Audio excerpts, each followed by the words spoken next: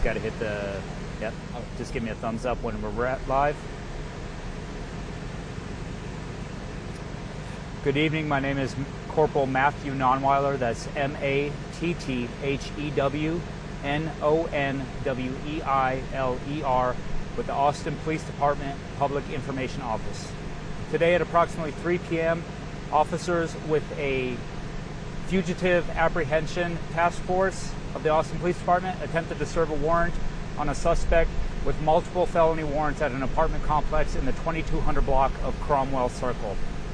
While attempting to serve that warrant, they were met with resistance. The suspect barricaded himself inside of an apartment.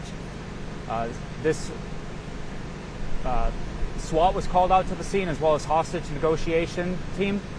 They attempted to get voluntary compliance and have the suspect remove himself from the apartment, but he continued to be non-compliant. Austin SWAT used a robot to breach the door, after which they deployed chemical irritants inside, and only after that did the suspect voluntarily remove himself from the apartment and surrender himself. As of right now, the suspect is in custody, and there is no threat to the public anymore, and I can take any questions you may have at this time.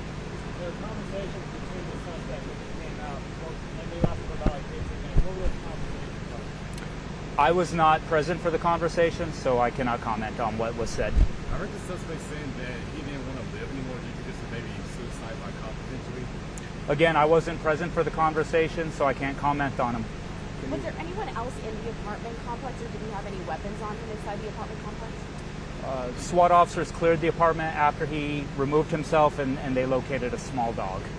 There was an APD helicopter flying around as well after like, the suspect was apprehended. Was there a reason for that? Based on other people or like local? It's standard protocol to have air assets whenever there's a barricaded suspect. It's entirely possible that he could try to flee the scene on foot, and it's a lot easier to track him with an air asset. Can you speak to the nature of the warrants? We're not going to comment on the nature of the warrants at this time, just multiple felony warrants. Is there anyone else connected to this?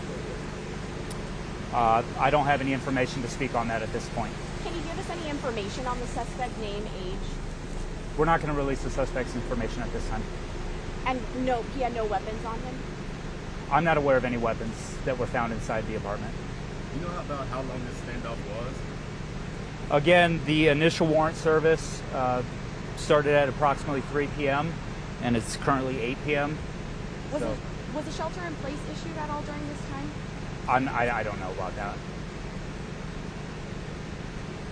Is there anybody injured throughout the entire process? I don't know if anyone was injured, but it is standard protocol whenever chemical irritants are deployed to have EMS check out anybody that may have been affected. So I don't know if the suspect was injured, but I know that they were seen by medical assets. How common is that to deploy chemical substances and to issue the robot into entering the apartment complex? Right, so the goal is to try to apprehend the fugitive with as minimal harm to everyone involved, officers, innocent bystanders, and the suspect included. So a chemical irritant is definitely one of our lesser lethal use of force options. So it's pretty common to use chemical irritants to try to gain voluntary compliance. To clarify, the suspect voluntarily came out after you guys deployed the chemical. That is correct. The suspect voluntarily came out of the apartment after the door was breached and the chemical irritants were deployed. And do we know if the suspect lives here? I don't know. I don't have that information right now. Anything else? All right. Thank you. Have a great evening. Thank you.